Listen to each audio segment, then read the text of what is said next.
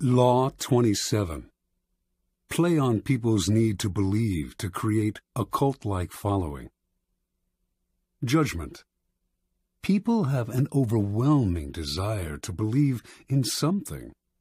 Become the focal point of such desire by offering them a cause, a new faith to follow. Keep your words vague but full of promise. Emphasize enthusiasm over rationality and clear thinking.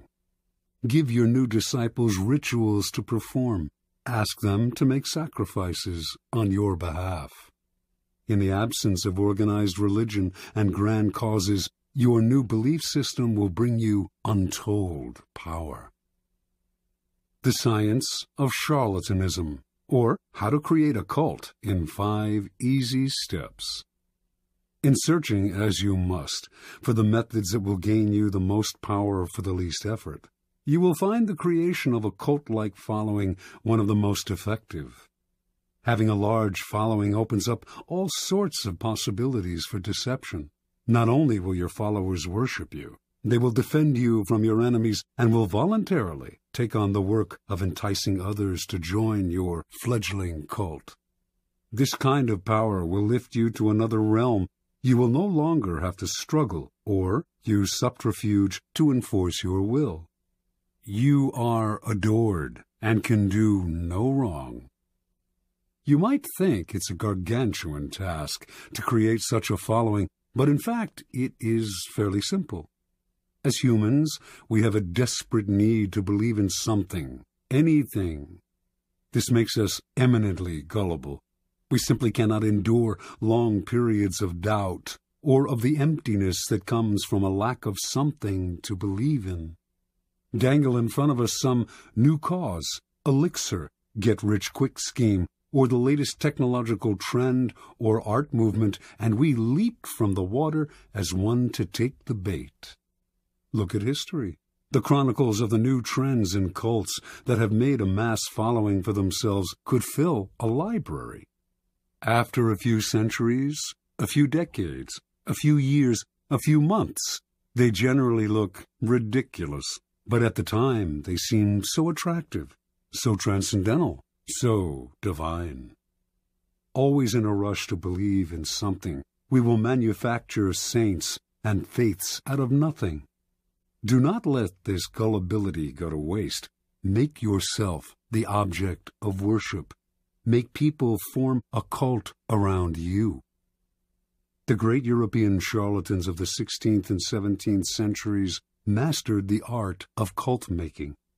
They lived, as we do now, in a time of transformation. Organized religion was on the wane, science on the rise. People were desperate to rally around a new cause or faith. The charlatans had begun by peddling health elixirs and alchemic shortcuts to wealth. Moving quickly from town to town, they originally focused on small groups until, by accident, they stumbled on a truth of human nature. The larger the group they gathered around themselves, the easier it was to deceive. The charlatan would station himself on a high wooden platform, hence the term mountebank, and crowds would swarm around him.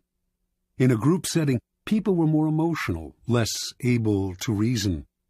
Had the charlatan spoken to them individually, they might have found him ridiculous, but lost in a crowd, they got caught up in a communal mood of rapt attention. It became impossible for them to find the distance, to be skeptical. Any deficiencies in the charlatan's ideas were hidden by the zeal of the mass. Passion and enthusiasm swept through the crowd like a contagion, and they reacted violently to anyone who dared to spread a seed of doubt. Both consciously studying this dynamic over decades of experiment and spontaneously adapting to these situations as they happened, the charlatans perfected the science of attracting and holding a crowd, molding the crowd into followers and the followers into a cult. The gimmicks of the charlatans may seem quaint today, but there are thousands of charlatans among us still, using the same tried and true methods their predecessors refined centuries ago, only changing the names of their elixirs and modernizing the look of their cults. We find these latter-day charlatans in all arenas of life: business, fashion, politics, art. Many of them, perhaps, are following in the charlatan tradition without having any knowledge of its history. But you can be more systematic and deliberate. Simply follow the 5 steps of cult making that our charlatan ancestors perfected over the years. Step 1. Keep it vague. Keep it simple. To create a cult, you must first attract attention. This you should do not through actions, which are too clear and readable, but through words, which are hazy and deceptive. Your initial speeches, conversations, and interviews must include 2 elements. On the one hand, the promise of something great and transformative, and on the other, a total vagueness. This combination will stimulate all kinds of hazy dreams in your listeners, who will make their own connections and see what they want to see. As a corollary to its vagueness, your appeal should also be simple. Most people's problems have complex causes, deep-rooted neurosis, interconnected social factors, roots that go way back in time, and are exceedingly hard to unravel. Few, however, have the patience to deal with this. Most people want to hear that a simple solution will cure their problems. The ability to offer this kind of solution will give you great power and build you a following. Step 2. Emphasize the visual and the sensual over the intellectual. Once people have begun to gather around you, 2 dangers will present themselves: boredom and skepticism. Boredom will make people go elsewhere. Skepticism will allow them the distance to think rationally about whatever it is you are offering, blowing away the mist you have artfully created and revealing your ideas for what they are.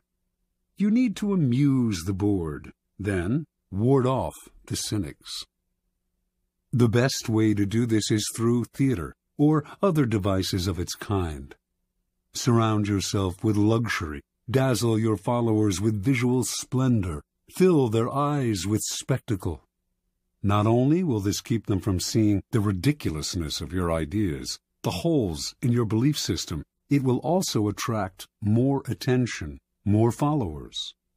Appeal to all the senses. Use incense for scent, soothing music for hearing, colorful charts and graphs for the eye. You might even tickle the mind, perhaps by using new technological gadgets to give your cult a pseudo-scientific veneer, as long as you do not make anyone really think. Use the exotic, distant cultures, strange customs to create theatrical effects, and to make the most banal and ordinary affairs seem signs of something extraordinary. Step 3. Borrow the forms of organized religion to structure the group. Your cult-like following is growing. It is time to organize it. Find a way, both elevating and comforting. Organized religions have long held unquestioned authority for large numbers of people, and continue to do so in our supposedly secular age. And even if the religion itself has faded some, its forms will resonate with power. The lofty and holy associations of organized religion can be endlessly exploited. Create rituals for your followers. Organize them into a hierarchy, ranking them in grades of sanctity, and giving them names and titles that resound with religious overtones. Ask them for sacrifices that will fill your coffers and increase your power. To emphasize your gathering's quasi-religious nature, talk and act like a prophet. You are not a dictator. After all, you are a priest, a guru, a sage, a shaman, or any other word that hides your real power in the mist of religion. Step 4. Disguise your source of income. Your group has grown, and you have structured it in a church-like form. Your coffers are beginning to fill with your followers' money. You must never be seen as hungry for money and the power it brings. It is at this moment that you must disguise the source of your income. Your followers want to believe that if they follow you, all sorts of good things will fall into their lap. By surrounding yourself with luxury, you become living proof of the soundness of your belief system. Never reveal that your wealth actually comes from your followers' pockets. Instead, make it seem to come from the truth of your methods. Followers will copy your each and every move in the belief that it will bring them the same results, and their imitative enthusiasm will blind them to the charlatan nature of your wealth. Step 5. Set up an us versus them dynamic. The group is now large and thriving, a magnet attracting more and more particles. If you are not careful, though, inertia will set in, and time and boredom will demagnetize the group. To keep your followers united, you must now do what all religions and belief systems have done: create an us versus them dynamic. First, make sure your followers believe they are part of an exclusive club, unified by a bond of common goals. Then, to strengthen this bond, manufacture the notion of a devious enemy out to ruin you.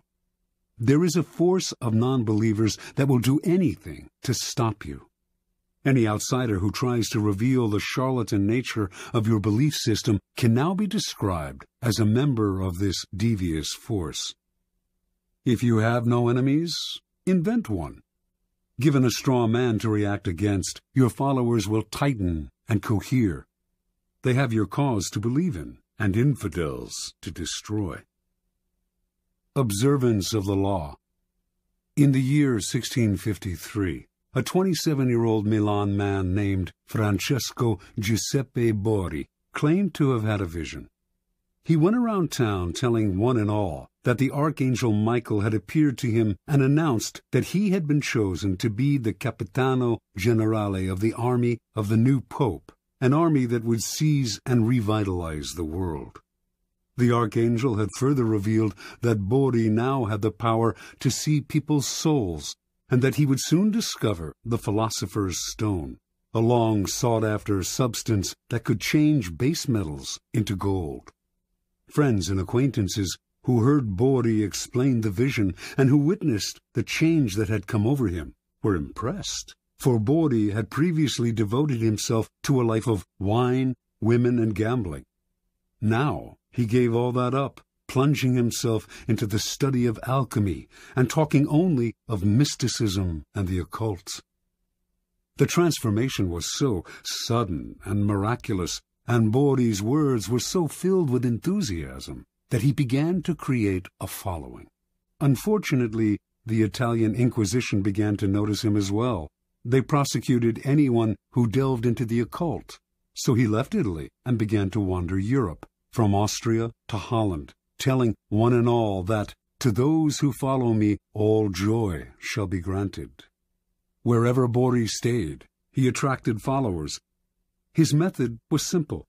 He spoke of his vision, which had grown more and more elaborate, and offered to look into the soul of anyone who believed him, and they were many. Seemingly in a trance, he would stare at this new follower for several minutes, then claim to have seen the person's soul, degree of enlightenment, and potential for spiritual greatness. If what he saw showed promise, he would add the person to his growing order of disciples, an honor indeed. The cult had 6 degrees, into which the disciples were assigned according to what Borri had glimpsed in their souls. With work and total devotion to the cult, they could graduate to a higher degree. Borri, whom they called His Excellency and Universal Doctor, demanded from them the strictest vows of poverty. All the goods and monies they possessed had to be turned over to him, but they did not mind handing over their property, for Borri had told them, "I shall soon bring my chemical studies to a happy conclusion by the discovery of the Philosopher's Stone, and by this means we shall all have as much gold as we desire." Given his growing wealth, Bori began to change his style of living. Renting the most splendid apartment in the city into which he had temporarily settled, he would furnish it with fabulous furniture and accessories which he had begun to collect. He would drive through the city in a coach studded with jewels, with 6 magnificent black horses at its head. He never stayed too long in one place, and when he disappeared, saying he had more souls to gather into his flock, his reputation only grew in his absence. He became famous, although, in fact, he had never done a single concrete thing. From all over Europe, the blind, the crippled, and the desperate came to visit Bori, for word had spread that he had healing powers. He asked no fee for his services, which only made him seem more marvelous, and indeed some claimed that in this or that city he had performed a miracle cure. By only hinting at his accomplishments, he encouraged people's imaginations to blow them up to fantastic proportions. His wealth, for example, actually came from the vast sums he was collecting from his increasingly select group of rich disciples. Yet it was presumed that he had, in fact, perfected the philosopher's stone. The Church continued to pursue him, denouncing him for heresy and witchcraft, and Bori's response to these charges was a dignified silence. This only enhanced his reputation and made his followers more passionate. Only the great are persecuted, after all. How many understood Jesus Christ in his own time? Bori did not have to say a word. His followers now called the Pope the Antichrist.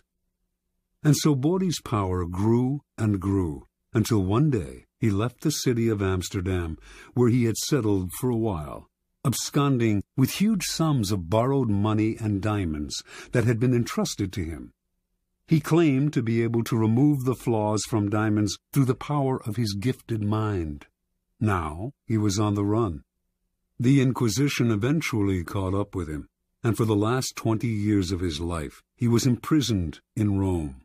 But so great was the belief in his occult powers that to his dying day he was visited by wealthy believers, including Queen Christina of Sweden. Supplying him with money and materials, these visitors allowed him to continue his search for the elusive philosopher's stone. Interpretation. Before he formed his cult, Bori seems to have stumbled on a critical discovery. Tiring of his life of debauchery, he had decided to give it up and to devote himself to the occult, a genuine interest of his. He must have noticed, however, that when he alluded to a mystical experience rather than physical exhaustion as the source of his conversion, people of all classes wanted to hear more. Realizing the power he could gain by ascribing the change to something external and mysterious, he went further with his manufactured visions. The grander the vision, and the more sacrifices he asked for, the more appealing and believable his story seemed to become. Remember, people are not interested in the truth about change.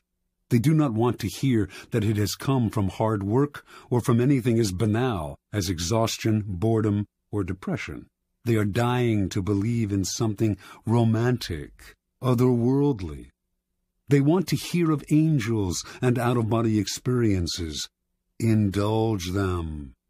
Hint at the mystical source of some personal change. Wrap it in ethereal colors, and a cult-like following will form around you. Adapt to people's needs. The Messiah must mirror the desires of his followers, and always aim high.